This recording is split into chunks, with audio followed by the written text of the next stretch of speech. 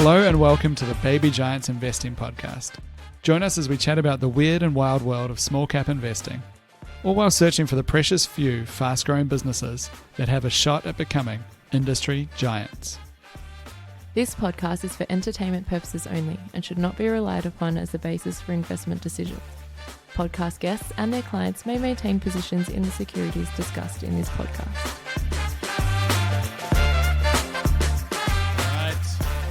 Got Andrew and Claude in the house. It's been a pretty wild week. There's a lot of, well, not so wild on the ASX, I guess, the drama with OpenAI, which we'll get into in a second. I think some of the wildest stuff we've ever seen in tech, and I've been spending far too much time following it. Did you say we were in the house? We're in the house. In the house. All right, so let's kick off though with some good news. Andrew, you had some good news, which I feel like this kind of gets into the category you have to of think it's good news. You can't bring something news? that you think is bad news. Okay, it's tech progress. Can I bring in some good news? I'm so excited. Mm-hmm. Queensland solved housing affordability with their first home buyers grant. What a legend. Who knew? It was the solution was sitting there right in front of us all along. I don't tweet often, but that definitely prompted a tweet. I was like, are you serious right now? So they're doubling the first home buyers grant to 30K. That was it, right? And yeah. Oh, that'll fix it. Yeah. That's worked so well. Good to finally put this housing affordability troubles behind us, guys. Well done, Queensland, leading the nation. I love how they lined up a chippy, like a young tradie, to like put a face to it. I was like, the PR BS that gets wrapped around these things is just insulting. Anyway. All right, so the reason, just to unpack, because obviously there's layers of sarcasm here, the reason you think it's a bad idea is it'll just push up house prices, doesn't really make anything more affordable. It just pushes up house prices by 30K. You can make that argument intellectually and using reason and logic, and it's a pretty solid argument. But given that the first homeowner grant, I think the original scheme goes back to 2000. So we've got like a couple of decades of trying this, and it's done nothing to. I think you have a point. Yeah. We should start, I guess, like maybe perhaps punishing non-home ownership more, so there could be an extra tax if you don't own your home. Yeah. And that, I'm sure that will help people buy the home, and then you won't have such a problem with people not owning their own homes. Yeah. They're just obviously I'm sarcastic, as this is like, it's a regressive kind of thing, right? It's a regressive thing to do. And the saddest thing is that whoever the chippy that they roll out to be like, oh great, this is great, like he's not getting any advantage from it. Like what happens now is, you know, him and every person that's competing with him to buy a new build house under $750,000 has an extra 15K in their pocket. Mm-hmm. So that accrues to the developer or whoever it is that's building the house, not to the chippy. It's this kind of proliferation of home buyer grants. It's a trick where you make people who have really struggle, you know, intellectually think that they're being helped. And whilst helping actually the people on the other side of the trade, the vendor, you know, if all of the Labor voters or, you know, salt of the earth liberal first home buyers who are, you know, celebrating this kind of thing, like all that it gives is this sort of maybe tiny relative advantage for them versus somebody who doesn't qualify for the grant. But, you know, the bigger advantage is obviously to the people who are already in the Ponzi scheme. The thing to note here as well, this isn't some hot take where this is a fringe view. Like this, I don't think you could find any economist who thinks this is a good idea. Like mainstream economists. Yeah, but it's not. This is the whole thing. It's a trick, right? What the reason Labor's doing it is because they want the brick. You know, they want the person that's working in a fairly low page job who can't buy a house. They want them to think that they're being helped by the Labor government, and that's it's a vote buyer basically. And then secretly, all of the people who already own houses are like, yeah, sweet, yeah, give them another one, make it 100K. You know, so it's just like a trick. It's a trick. I can't believe it's still working like 20 years later. Yeah.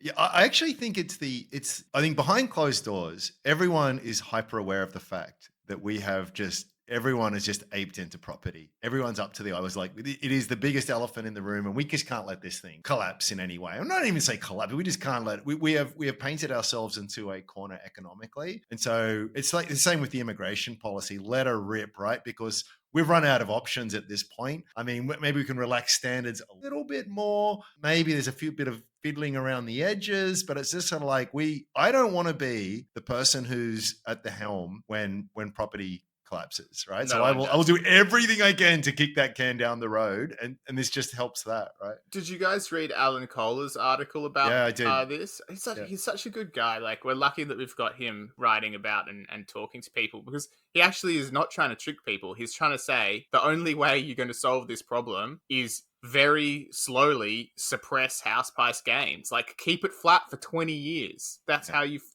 solve it. And quite frankly, anything else is it should just be, obviously, how do we keep it flat for 20 years? That should be the only question. And obviously giving home buyer grants is not a way to keep it flat for 20 years. But the trouble with he's right, because that's the least painful option, because the other option would be to make it more affordable tomorrow, which would, require a 30% minimum sort of drawdown. Honestly, people who own property should want the flat for 20 years option. It's the best all option. be trying to vote for that, because at some point, the people that don't own houses, such as your fine selves, will have a revolution, take over, and then bring in a land tax, and we're all screwed then. I'm probably not the revolutionary reason for not owning a house, but yeah, I'm with you on that. I think you need to have some balance. The trouble with flat for 20 years, though, is that if you're embarked on a negative gearing strategy, that's not sustainable. That the whole premise of that only Yeah, works of course, if but there's a they're the capital exact gain. people who should take the loss, right?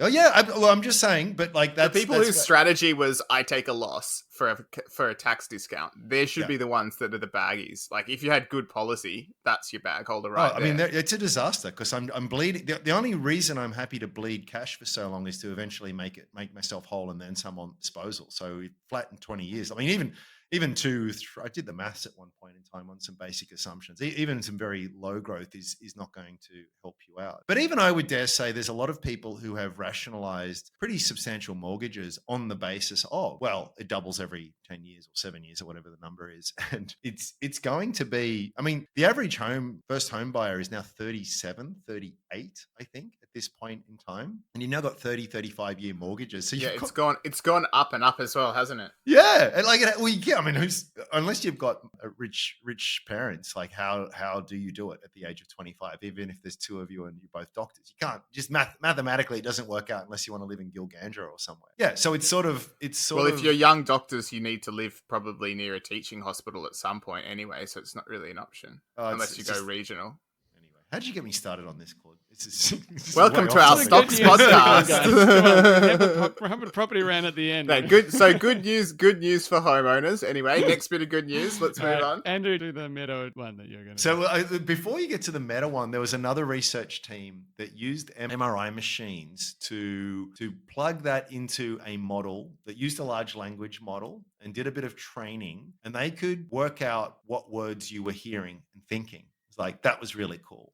It's a very low temporal fidelity on MRI. In other words, the image only updates every 10 seconds. So it was amazing that it worked really well. Anyway, Meta, parent company of Facebook, came out and they approached it with a different, I haven't heard of this before, magnetoencephalography, MEG, let's just say MEG, which gives you much, much more temporal fidelity, updates much quicker. And again, they paired that with an AI and they did a bunch of training on it and they showed people images. And I would encourage you to Google it, because so someone would be shown a picture of a train and then the AI would say, I think you're looking at something like this. And it was just like, oh my God, not just a train, but like the same color, the same orientation, and then they did it with a whole bunch of stuff. And it wasn't like, this is kind of close. It's like, no, this thing can look inside your brain and see what you're saying, see what your mind's eye is seeing. So good news. Well, great news for people who have certain incapacities and the rest of it. So now that you've got computers that can sort of see inside your mind, there's a lot of cool things that could potentially happen and help there, which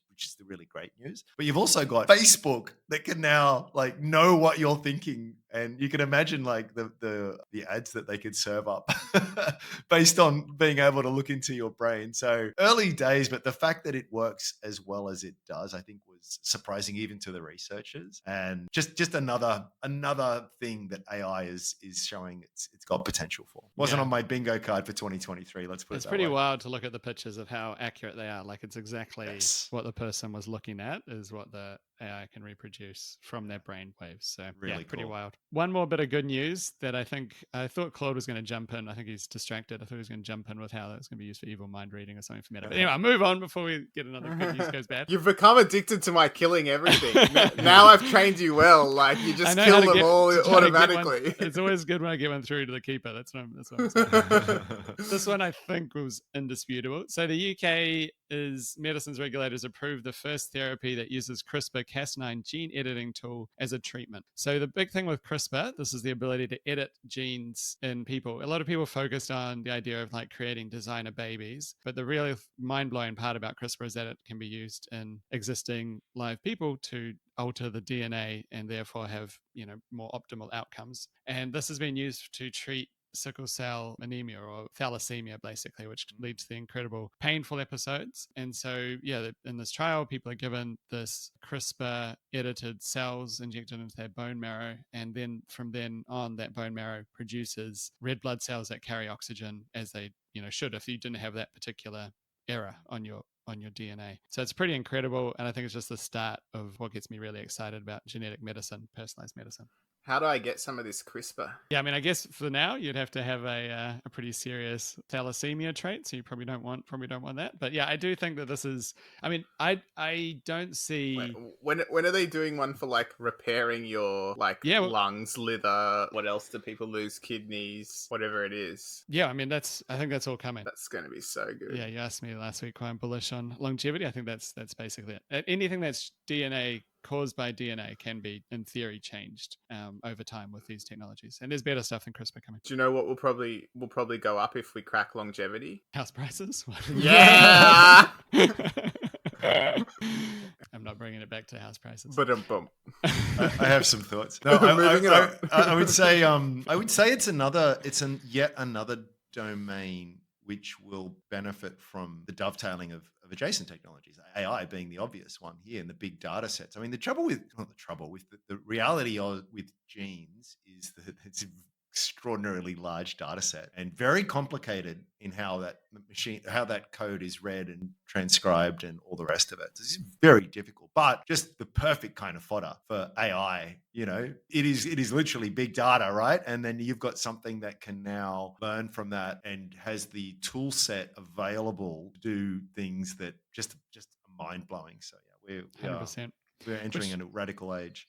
Which is a good segue to the main drama of the weekend, at least, was OpenAI's. So yeah, you have to lay this on me because we messaged a few times and I've caught a few things, but it's like, and even just before we've gone to air, there's been more breaking news. So I'll act as the stooge here. Can you lay it? So pretend I've never heard of anything except that OpenAI, the creator of ChatGPT, and Sam Altman, the founder. Now, something's gone on. Start from the beginning. Yeah, so the news dropped. It was first like Sam Altman has been fired as CEO. I thought it was like a joke because it's like he's literally on top of the world. He's just like OpenAI just taken another step forward. We talked about it last week of how great ChatGPT 4.5 is. Okay, so but stepping back maybe from there, maybe I'll set the timeline a bit better. So OpenAI originally was created as a non-profit to advance artificial general intelligence, which means AI that's as good as a human basically at every task, like every general task. That's what general intelligence, not specifically programming, but everything all at once. And it was created for that to be a counterweight to like corporate developed AIs. The idea was that it would be like closer to open source, it'd be shared for all of humanity, and it would stop the power of an AGI. So a lot of people in Silicon Valley believe that we're going to have these super intelligences. They see it like a really big risk, one that it could like turn on humanity if it's not aligned. And so OpenAI was supposed to be this lab that attracted all the best talent and created an alternative to that. In 2019, they kind of recognized, I don't know, you could argue about how this transition came about. They also created a for-profit enterprise, OpenAI, which was governed and majority owned by the nonprofit. And so that for-profit one is what Sam Altman headed up. It's kind of where we saw all the benefits of GPT with GPT-3 through to the present day changing the world came from that side. Yeah, so it was created to advance the technology, and basically it had to be this huge billions of dollars investment, right? They'd buy in all the best, GPUs to train this thing. It takes, maybe $100 million to train, all these different rumors. Very expensive to run. And so that was the for-profit side. And that's where Sam Altman, who formerly of Y Combinator had been heading up and became kind of the most, you could say, the like number one person in tech. Is leading. OpenAI had a massive lead over everyone else, beating Google, and then we just get this news that he's been fired. And at first, I think a lot of the reactions to this are like, oh, how could the board do this? Don't they know it's going to destroy value? But the thing they're missing is that the board isn't like a company board. It's a board of a non-profit with this social mission to have AI be available, and also from a safety angle that it doesn't become super intelligent and take over the world. And it's not because he wasn't potentially maximizing profits. It was because he was going against their core mandate. That's what it seems. And the weird thing is they haven't actually come out and said anything specifically of why he was fired. They said that it was for lacking candor, which basically says that he lied. Like that was the other drama. And just can I just put my tinfoil hat on for a moment? Is it the idea is a sort of like they've got some brain in a box that's like going to make ChatGPT 5 look like a chicken, and that Sam's just racing to sort of unleash this onto the world before it's ready? It's like, well, we need you to step back. Yeah, so that's the main speculation of what's happened. So GPT-5 is obviously under development, and Sam had said like a week ago that we've just made another breakthrough. That's like one of the biggest breakthroughs I've seen, and making other comments that 2024 is going to be the craziest year in AI. Like everyone's underrating how much you've seen nothing yet next year, basically. Yeah, and so the speculation was that the board, led by Ilya, who was like kind of the brains behind OpenAI. He was the big get. I just saw Elon Musk was massively behind OpenAI, by the way. So he invested maybe $100 million or something to get it started. He attracted this guy because he was the brains. Anyway, the speculation was he had seen something. Like what had Ilya seen in this like black box to warrant taking such a drastic action? Maybe he'd seen, and then maybe Sam wanted to push ahead. But we still haven't heard. This is as of Tuesday morning when we're recording this. We still haven't heard specifically what the board made this call over. And I just think it's an interesting thing for board discussion as well, because this is broader. The board had changed a lot over the last few years, and so a lot of like people had stepped down for different reasons. So the board became smaller, and they didn't replace people. So like Reid Hoffman, founder of LinkedIn, was on the board, but he stepped down, and others stepped down. And it kind of left this small board of only 5 people, 3 of which were kind of outsiders to OpenAI, and one of whom is actually competing with OpenAI. He heads, and now the speculation is it wasn't Ilya, it was him that was kind of instigating all of this. And he literally has a direct competitor to OpenAI called Poe, which was, getting some traction and competing. And so, maybe he has some, he's mastermind of all this, kicking Sam out, kind of destroying OpenAI. But the reason that they stayed was because of the mission. And so I think that's one interesting thing of like how much power a board has. The fact that this isn't like a corporate board, so all the takes being like, these idiots are going to not make as much money, is like completely missing the point, because that's not what the board's duty is. The board's duty is to achieve this mission. Okay, so then all of OpenAI staff started to revolt. Maybe they really, really like Sam. Maybe it's the money that they've gone from an 80 billion valuation to what if Sam's gone? So Sam was fired. Another key founder was removed from the board. Everyone revolts and says, you've got to, the person they promoted, Mira, to take over, then turned team Sam and was going to say, as soon as my first job as CEO would bring back Sam. And so then they gave a deadline. You have to, by like 5 p.m. on this day, you have to put Sam back in or we're all going to quit. And they all started doing weird stuff on Twitter, like a cult where they all tweet the same thing and do a little heart emoji or something. And so then that deadline passes. The board doesn't agree. They announce that they're not bringing him back. They're going to put in this former CEO of Twitch, Emmett Shear, who people think isn't as good as Sam. I guess some debate, see what he does. But Twitch obviously very different from an OpenAI in terms of its like credibility in the industry. Twitch is a streaming platform for anyone who's not like watching computer game streaming. And then Microsoft, Satya Nadella, announces that Sam is joining Microsoft, heading up a new research division. And now like the idea is like all the employees are just going to quit and join Microsoft. And literally out of 778 employees as of the time of recording this, something like 720 have signed a letter saying that they will quit unless you bring back Sam. Letter to the board of OpenAI, including Ilya, one of the board members who was involved, and now says he regrets this whole thing. And so it's literally the craziest. It's the craziest drama for the biggest, most important company in the most important technology. And it looks like the current status, it looks like Microsoft is kind of like acquiring OpenAI for $0 because they're buying all of this, getting all of the staff to move across, like 700 potentially. And they still they have the partnership with OpenAI. So they own access to all of the code, basically, all the model weights. And they run everything because everything runs on Azure. Their investment in OpenAI is they just gave them credits in Azure. So you could say that they're completely at the whim of Microsoft anyway. And now they might have acquired all of OpenAI for $0 without any regulatory scrutiny. Wow. So that's kind of where we end at this stage. But Wow. I don't know. There's possible that Sam still go back. There's it's wild. And we still don't know why they were fired at this stage. I guess there's a lot of different angles to take with it. One is There'll if you're probably worried be about 7 more twists and turns by the time everyone's listening to this, Matt. Mhm. Or you got to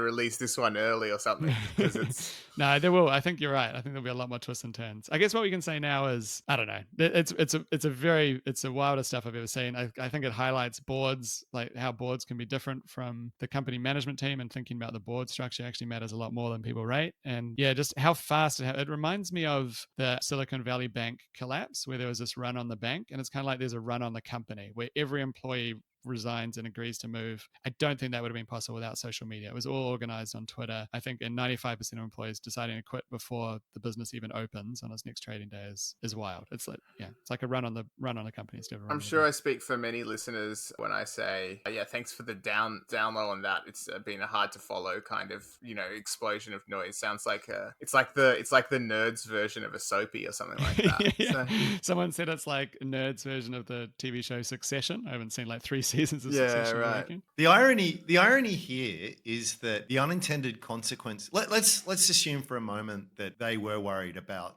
a safety issue, Sam moving too fast, and that's why they got rid of him. Well, it's actually that We've action. reached the wild speculations part of the podcast. Oh yeah. I'm going to lay it out. But I mean, the irony is that, well, now that it's looking like it might all just go to Microsoft, it's sort of like, well, you were better off. Keep your friends close and your enemies closer, kind of thing. If you want to take. Oh that yeah, it's angle. way worse for AI safety, because now everyone. I mean. Yeah. It was under their purview, and now it's not. AI safety and alignment is a big thing. Like all the people who, the reason that OpenAI was successful is it attracted all the people who care about AI, and they believe, like Jeff Hinton, one of the leading. It's not just weirdos saying this, I guess is what I'm trying to point out. You might disagree. Like I'm not saying that they're right, but a lot of the leading thinkers of AI went to OpenAI specifically because they're so worried about the power of this technology and want to keep it aligned. And so that was like why they attracted and became the leader. So I don't know, but yeah, you're right. I think it shifts the game entirely. That like every company will be looking at their safety division and thinking like, are you guys going to try and slow us down or stop me? Meta apparently has like disbanded its safety organization like a month or 2 ago. And so will everyone just stop that? And now you're right. This could just push it out there, where before it was going to be like the leader was kind of had the structure that might have kept them thinking about it. Maybe now everyone's just like, pedal to the accelerator. I think so. Yeah. I mean, it's the game theory take on it. It is the biggest thing in Silicon Valley, arguably the biggest thing on earth in a lot of ways. It's very hard to read anything in the mainstream media that doesn't involve like a picture of a T-1000 or something, a Terminator. And it's just sort of like, you get the normal giggles and it's art, life imitates art kind of thing. And like, well, no, when you've got some of the best, not just some, like I would say a majority of the best minds and thinkers in this space saying, no, guys, we need to be worried about this. It's something that you do need to take seriously. But there is so much money to be made here.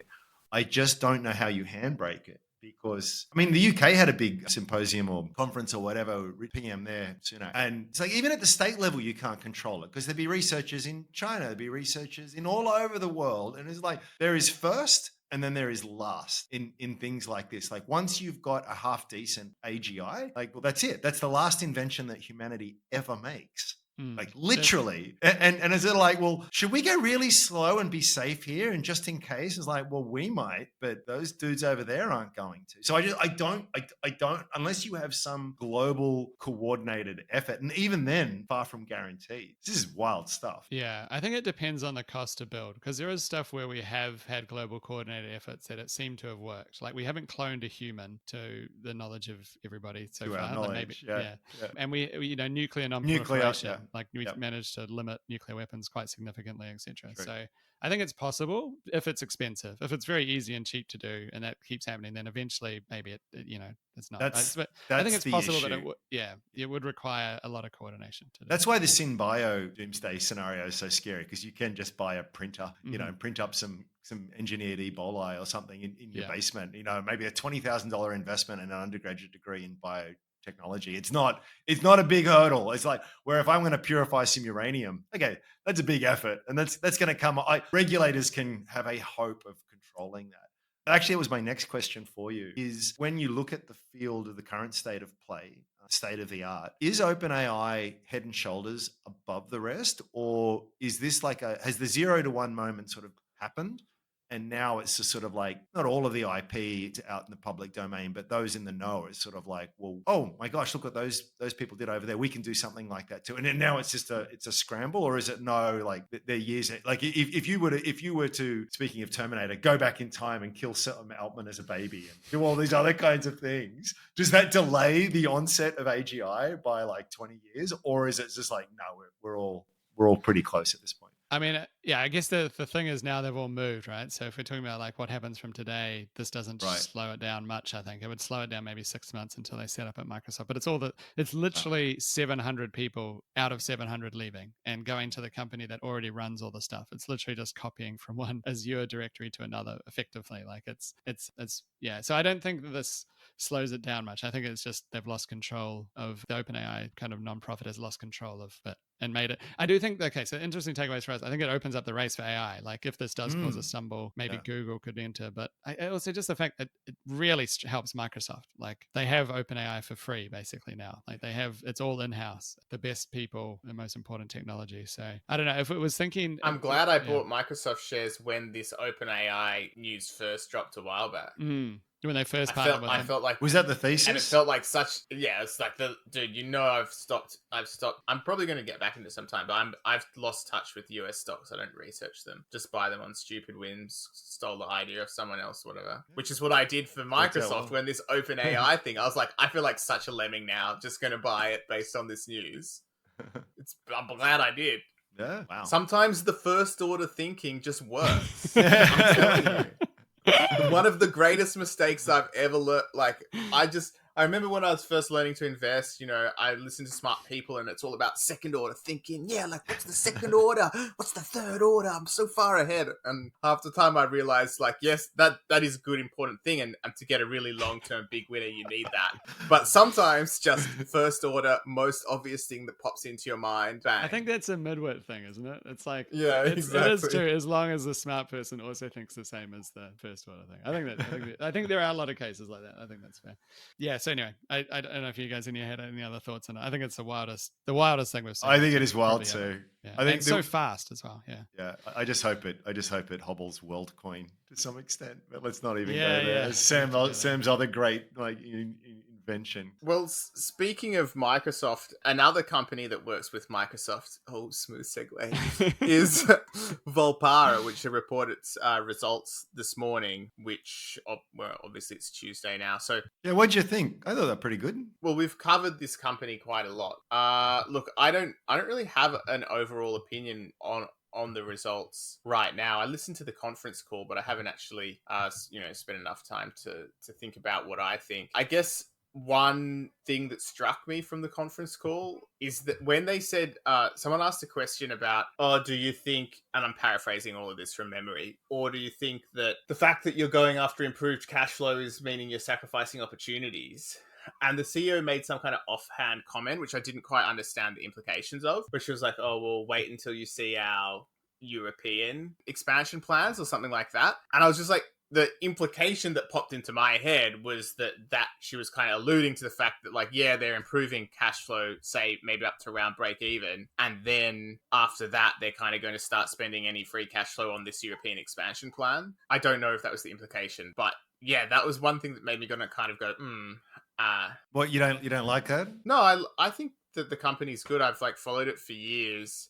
No, I mean, you don't like the idea of European expansion? I think that the company definitely should just pursue actual operating leverage over an inflection point. Like, it sounds like a terrible bad idea. I can't believe that they're talking about hiring in Europe, hiring a new director of European sales. Like the CFO, who I really like, he was saying that they were thinking of adding a little bit in sales, but obviously there's a lag. They hire sales and things only increase later. So that may be related to Europe. I'm not sure.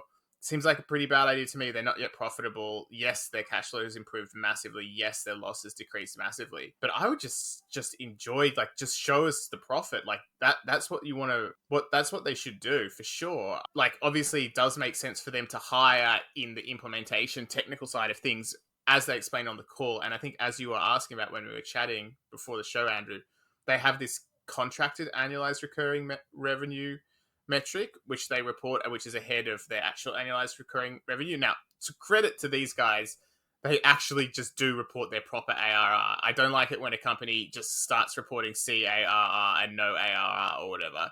That's real bad.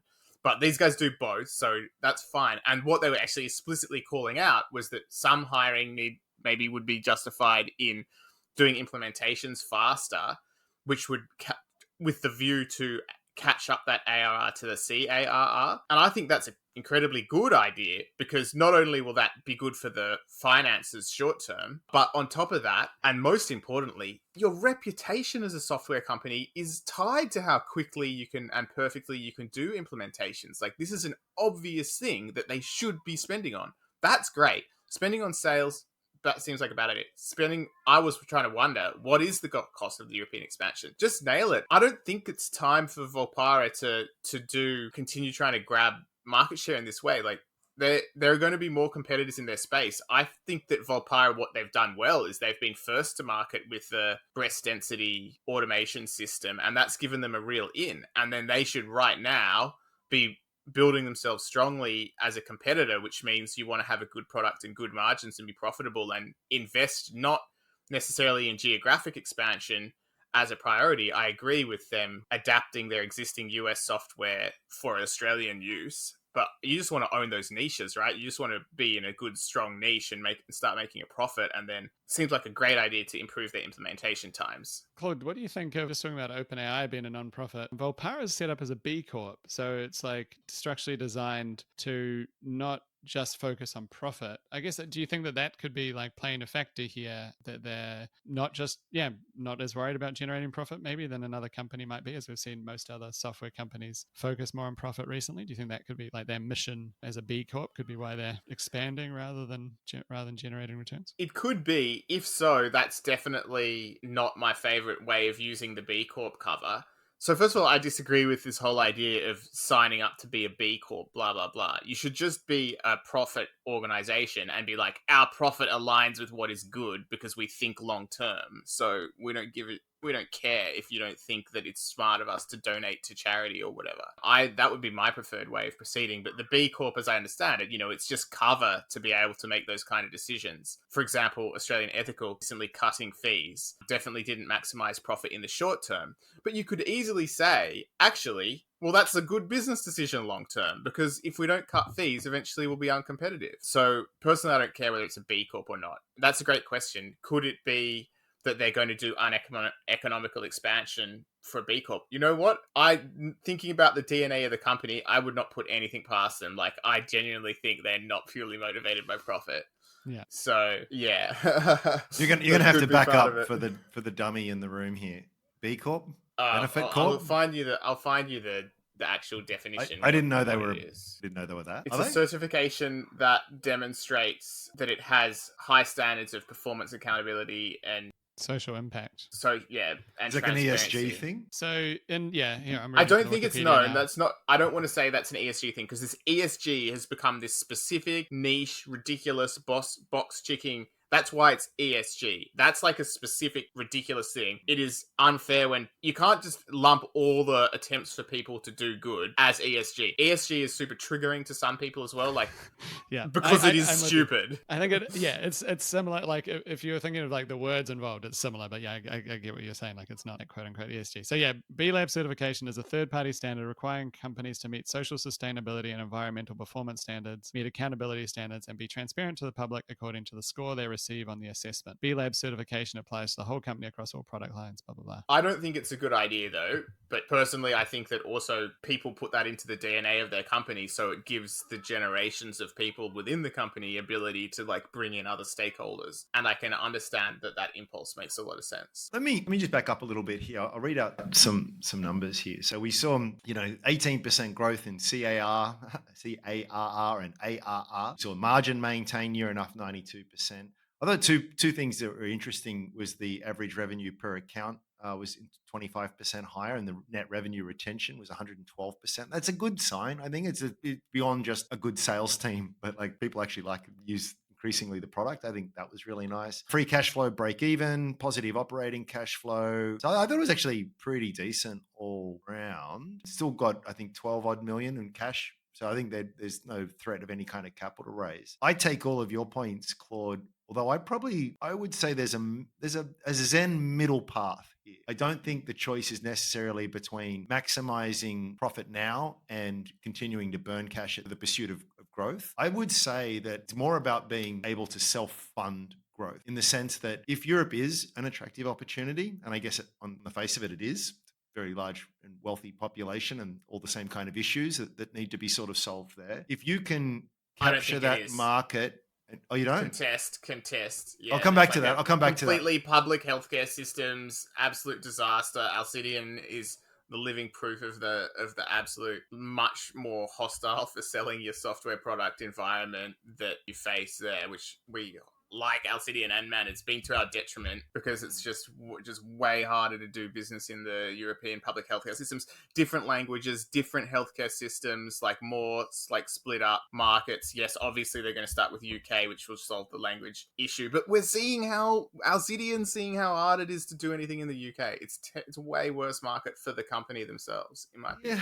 Yeah. I definitely. I mean, it's just healthcare and bureaucracy and government. It's always difficult. It is. But it's also. Pro Medicus, man, doesn't even bother, basically, except for Germany, which they've basically do just because the people that invented their products are German. Yeah. No, I take the point. I guess my point being is that there's also disclosure. I own Alcidion and Pro Medicus.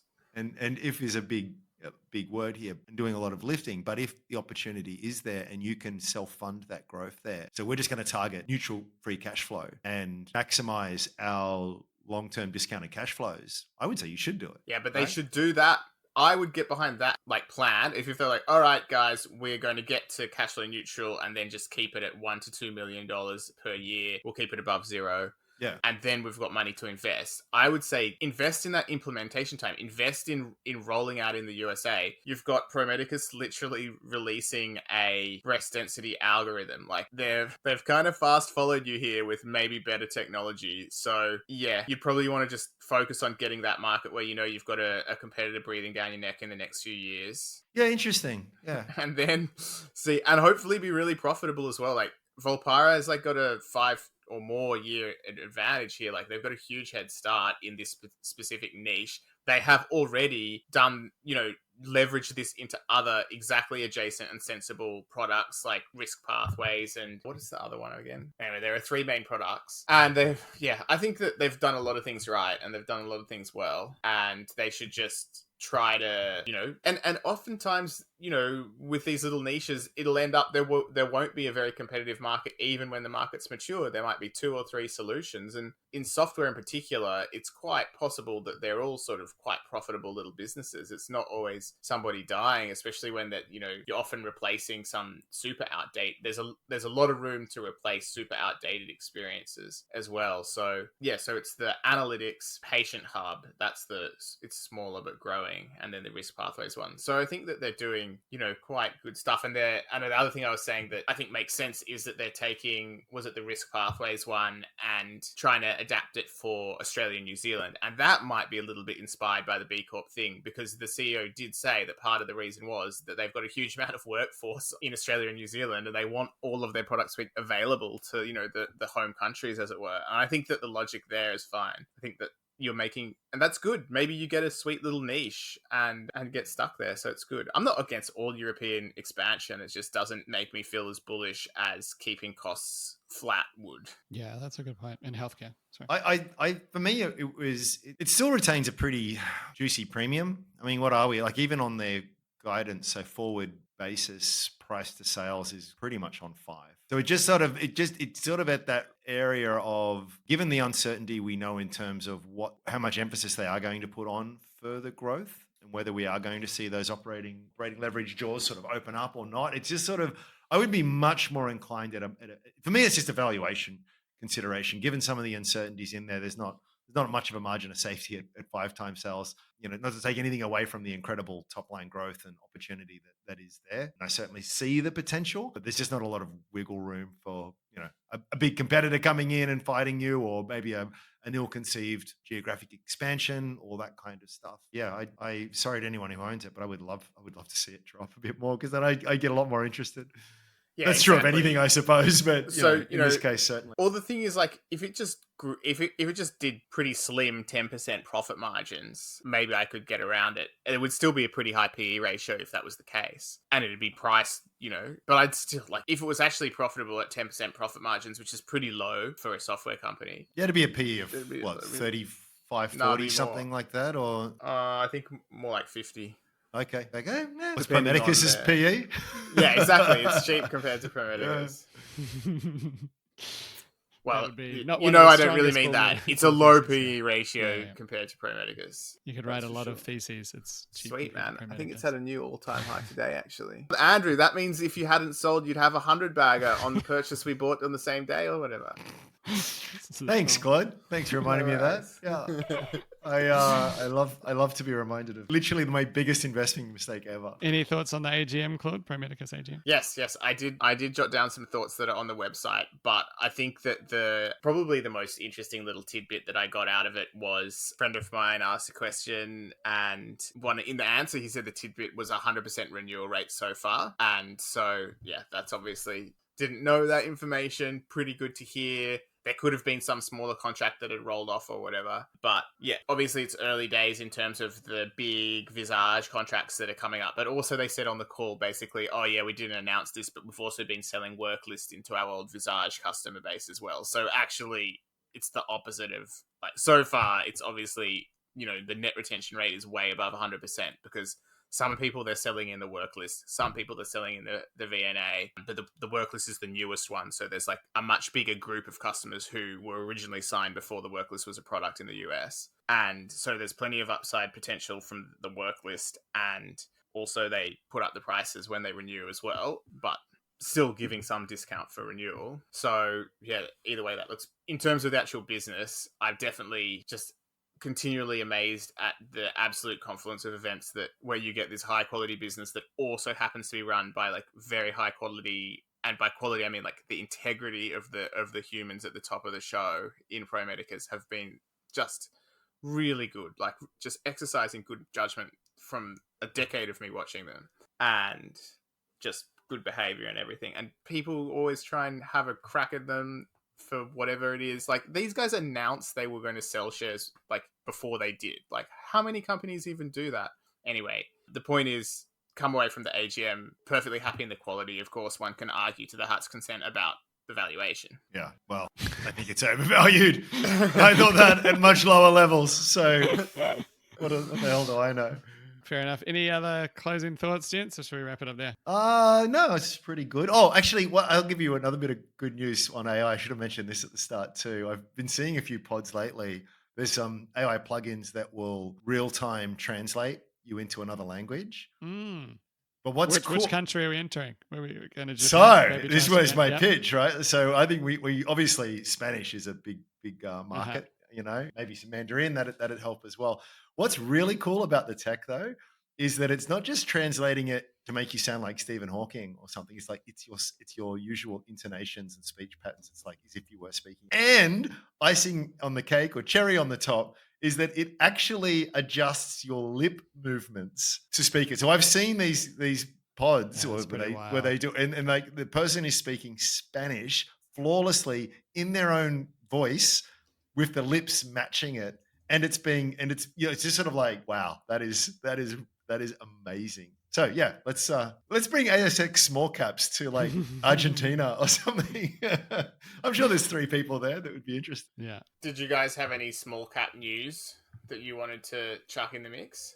Not really. So one of the companies that I know that you used to follow is Supply Networks. Well, its main competitor, Maxiparts, took another acquisition, which to me just is basically the thesis for Supply Network. If you really boil it down to a sentence, is organic distribution network growth is better than acquisitive distribution network growth, because you can like calculate the optimal points better, whereas if you're just acquiring stuff, then it's like piecemeal. I don't know if that's right. If anyone disagrees with that thesis, hit me up.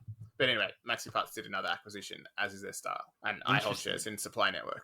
Yeah, great company. I wish I did. Now, you were the one that gave me that idea. Seriously, I get. Yeah, I was waiting for it. I was waiting for it to drop like 3 cents or something stupid.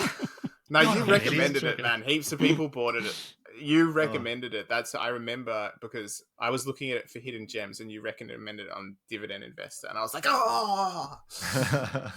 Hey, when you're wrong 49% of the time, you're right 51% of the time. No, that's a rare gem. Anyway, it may not be. I don't know. Who knows? You can never tell the future. But yeah, it's got some good features. Well, that's it for me then. Small cap news segment over. Excellent.